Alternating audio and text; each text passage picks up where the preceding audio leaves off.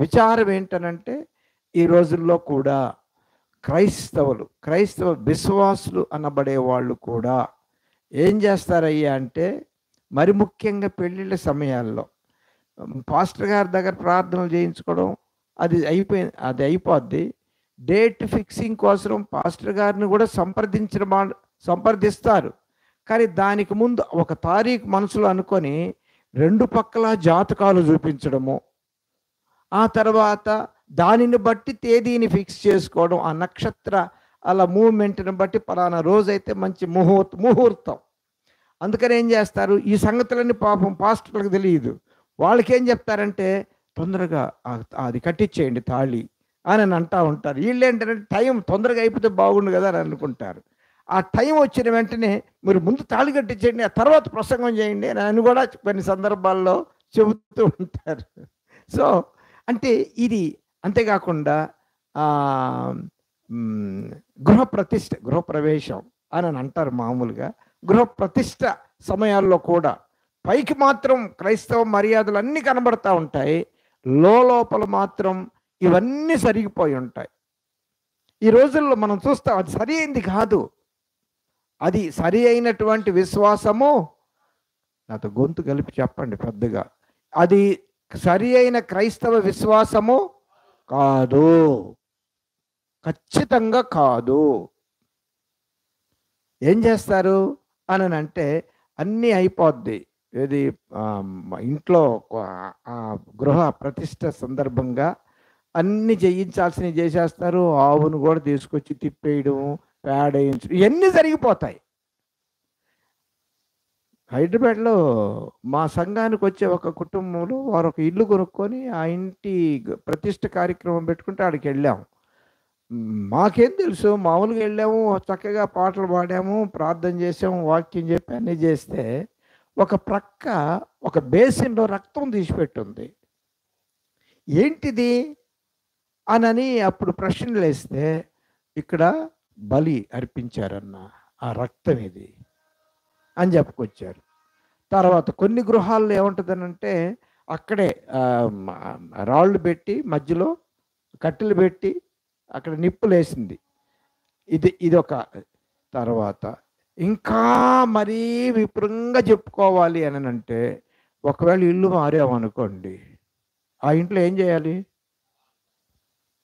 ఏమి ఎరగనట్టుగా గమ్ముకుండా అక్కడ అందరూ గొంతు కలపండి, తెలిసిన సంగతులే ఇవన్నీ, ఏమి కొత్త పాలు పొంగించాలి. ఎక్కడి నుంచి వచ్చింది ఈ ఆచారం? పాలు పొంగిస్తే ఏమవుద్ది? ఏమవుద్ది పాలు? పిచ్చి భ్రమ. ఇక నా ఇంట్లో ఏం కొరతలు ఉండవా? తెలియక అడుగుతున్నానండి. అందరూ పాలు పొంగిచ్చా పోతారు. నా ఇంట్లో ఏం కొరతలు ఉండవా? ఆ ఇంట్లో ఏమి ఇబ్బందులు ఉండవా? పిచ్చి భ్రమలో ఎవరో తెచ్చిపెట్టారు, ఇది పాలు పొంగితే ఆ విధంగా మన యొక్క సంపదలు కూడా పొంగుతాయి అని అంటారు. కొన్ని ఆచారాలు క్రైస్తవ విశ్వాసులముగా ఖచ్చితంగా మానేయాలి. ఖచ్చితమైన అభిప్రాయం మన మనసుల్లో ముందు ఏర్పడాలి. మానేయడం అది వేరే సంగతి, అది మానేస్తాం. మానేయడానికి ముందు ఏం ఏర్పడాలి? మన మనసుల్లో అభిప్రాయం ఖచ్చితంగా ఏర్పడాలి. దేవుని యందు విశ్వాసం ఉంచాం, తర్వాత ఇంకొక వాదన కూడా వస్తుందిలే. ఏంటంటే, అసలు నక్షత్ర బలాలు ఉన్నాయంటారా లేవంటారా? నక్షత్ర బలాలు, ఈ రకమైనటువంటి గ్రహ బలాలు, ఆ తర్వాత నక్షత్ర బలాలు, ఇవన్నీ ఉన్నాయంటారా లేవంటారా? నా తృప్తి కోసం మొహమాటానికి తలకాయల టోబ్బాకండి. నిజంగానే గ్రహింపు కలిగి చెప్పండి, ఉన్నాయంటారా లేవంటారా? రాణి ఏముంది, తన అభిప్రాయం చెప్పింది. ఉన్నాయి, మా ఊర్లో ఉన్నాయి కదా, నీ మనసులో ఉన్నాయి లేదు చెప్పు. ఊర్లో సంగతి ఒప్పుకుంటారు, ఉన్నాయి కదా. ఒక్క మాటలో చెప్పాలంటే ఉన్నాయి, లేవని చెప్పడం వల్ల. ఎందుకంటే సాతానుడు, మన ప్రత్యర్థి అయిన సాతానుడు, వాని యొక్క పన్నాగాలు, వాని యొక్క పనితనము, వాని యొక్క స్ట్రాటజీ వాడికి ఉంది. వాడు ఏం చేస్తాడు, ఇలాంటి వాటిని మన మీద రుద్దడానికి కొన్ని చూపిస్తాడు ఆ విధంగా.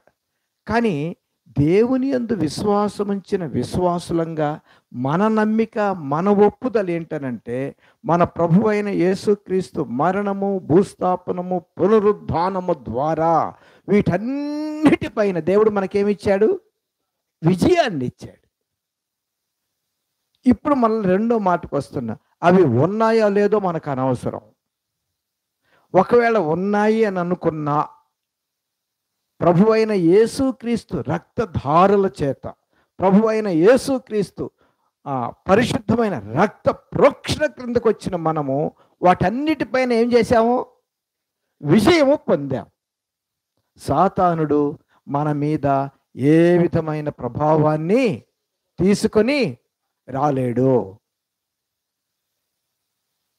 ఇది మన ఒప్పుదల కావాలి. అంటే ఆ సందర్భం వచ్చింది కాబట్టి మనకు క్లారిటీ కోసం ఆ విషయాన్ని మనము ఆలోచన చేస్తూ ఉన్నాం. ఖచ్చితంగా మనకొక ఇంతెందుకండి ఎక్కడికన్నా బయలుదేరామో ఎవరో గబక్క తుమ్మి వినబడింది, ఏం చేస్తాము? ఒక 2 నిమిషాలు కూర్చొని పోండి అని అంటారు. మనకి వినబడి ఉండదు అది. అంటే నా మట్టుకు నాకు జరిగింది. ఒక 2 నిమిషాలు కూర్చొని పోండి, ఏమి ఇప్పుడు దాకా బయలుదేరాం కదా, ఇప్పుడు ఎందుకు కూర్చోమంటున్నారంటే, వచ్చేటప్పుడు ఎవరో చెప్తారు, అక్కడ ఎవరో తుమ్మారు, మీరు విన్నారో లేదో, అందుకని కూర్చో. ఓహో అదే సంగతి. పిల్లేదో అడ్డం వచ్చిందని, గాడిదేదో అరిసిందని. ఏంటిది? మన ఆలోచనలు ఏంటి? మన విశ్వాసం ఏంటి?